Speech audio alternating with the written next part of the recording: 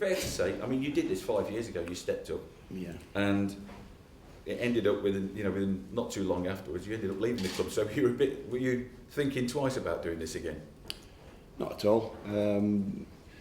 Because I work at this football club, I think it would have been disrespectful to everybody if I'd said no, because who else would they have gone to? It wouldn't have been nice for some of the younger staff, because they don't have that experience. I'm lucky to have had a little bit of experience, not an awful lot.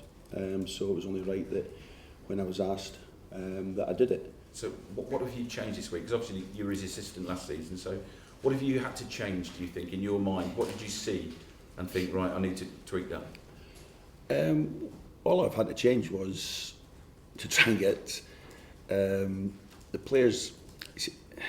Players are always disappointed when somebody loses their job, and players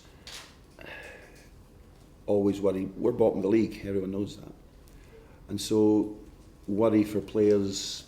People say, oh, they're getting paid big money. Yeah, they are getting paid big money, but they do worry about the situation where they are, because if we were to drop out of the league, then they don't become Premier League players, they now become Championship players.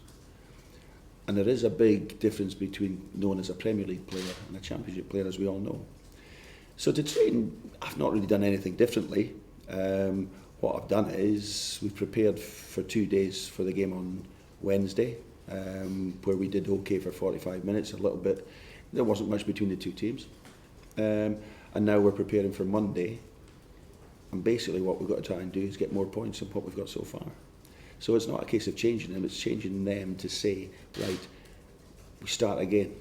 This is our first game of the season, because we've got 28 games in this season now. We need to get possibly 36 to 40 points out of 28 games. It's a big ask looking at the stats that we've got at the moment, but we don't feel that it's impossible to do, and it has to start on Monday.